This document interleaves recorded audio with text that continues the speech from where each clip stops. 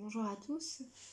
Suite à la première vidéo que j'ai fait il y a quelques semaines, j'avais envie de continuer sur cet élan à partager avec vous et à pouvoir vous nommer un certain nombre de choses en ce qui concerne ce qu'on appelle le channeling. Donc dans ma précédente vidéo, je vous ai exprimé comment j'en suis arrivée à faire ce qu'on appelle du channel, comment ça s'est imposé d'une certaine manière à moi. Et je vous ai aussi exprimé que ça faisait 8 ans maintenant que c'était arrivé. Et au final, c'est seulement maintenant que j'en parle publiquement. On peut se demander pourquoi. Eh bien, parce qu'il y a une part de moi, qu'on peut appeler mon ego, ma personnalité, peu importe, qui n'est pas envie d'être associée à certaines choses qui circulent sur Internet. Le channeling a une vibration très New Age. Il y a des choses qui me paraissent très fake, pour utiliser des mots anglais qu'on comprend. Donc quelque chose qui paraît faux, qui paraît créé de toutes pièces.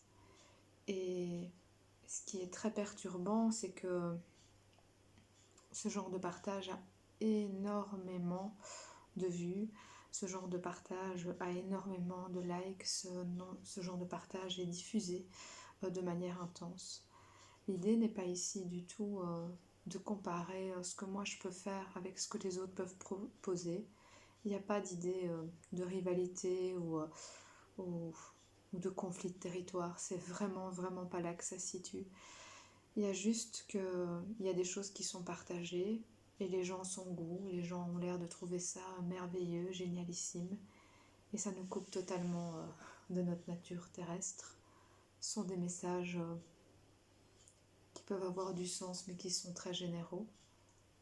Et surtout qui nous coupent de notre essence à rester cohérent, à l'écoute, en contact avec notre corps et ne pas penser qu'il y a des forces supérieures qui dirigeraient ou qui nous regarderaient, qui nous observeraient sans interagir, parce que parfois c'est un peu ça qui nous est dit, qui serait mieux que nous. Moi je ne vis pas du tout les choses comme ça. Ce que moi j'appelle la guidance sont des énergies qui passent par mon canal, que je traduis, et qui vivent avant tout en nous.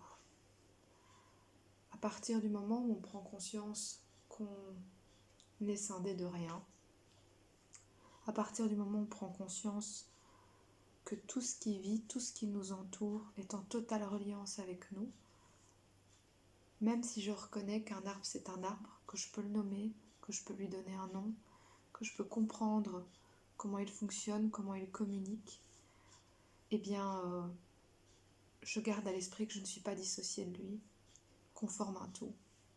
Eh bien quand je reçois, plutôt quand je traduis ces informations de la guidance, c'est pareil.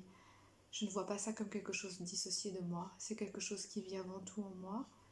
Il y a une énergie qui est manifestée à l'extérieur, qui descend par mon canal et que je peux laisser émerger en moi.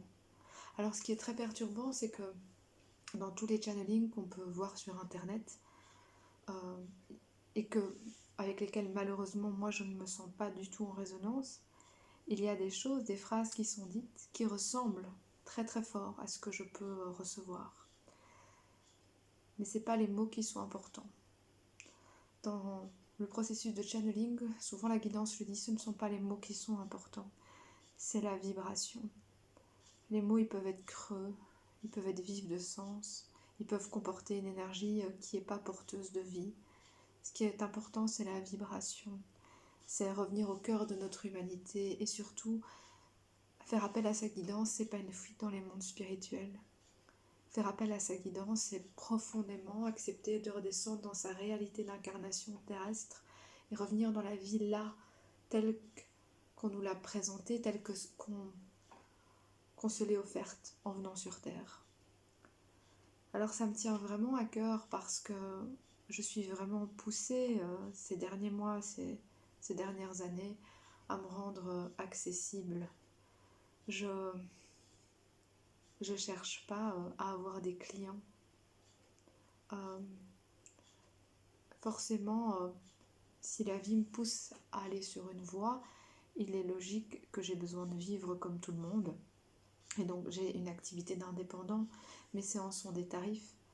Mais si un jour, ce que je fais n'est plus en résonance avec qui je suis, si un jour ce que je fais ne nourrit plus ce que j'estime être juste, j'aurai pas de difficulté à me détourner de ce que je fais actuellement pour aller vers autre chose.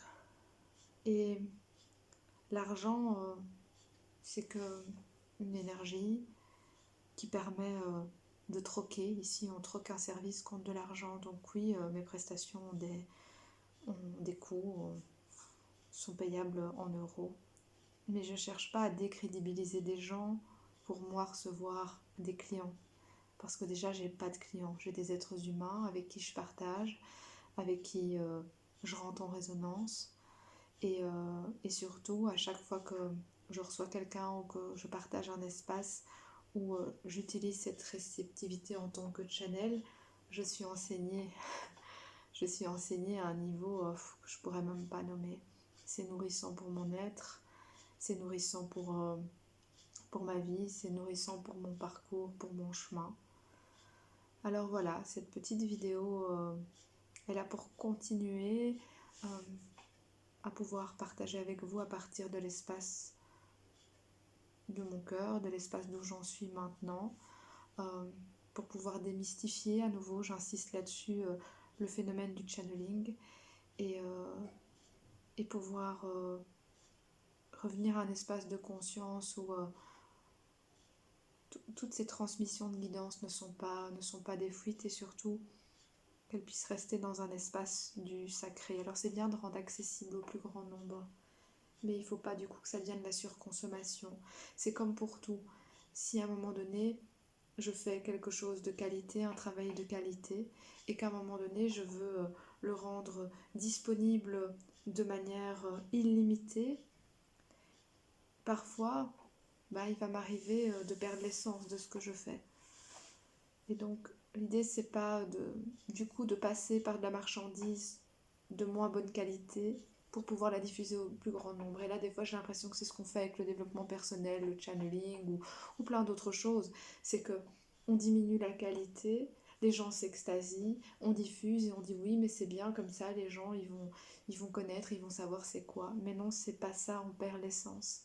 Et quand on perd l'essence de ce qu'on fait, la transmission, pour moi, elle n'a plus la même valeur. Je vous souhaite une belle journée. Là, je suis en Suisse, portée par l'énergie des montagnes. J'ai la chance d'avoir été invitée chez mon amie Florence et de passer quelques jours ici au cœur de son petit chalet. Alors, je vous embrasse et je vous souhaite vraiment autant de joie que j'en ai là maintenant à partager dans ce monde d'humain. Voilà, dans ce monde humain. Je suis heureuse de toutes ces rencontres humaines qui me permettent de me reconnecter à ma nature profonde. Belle journée.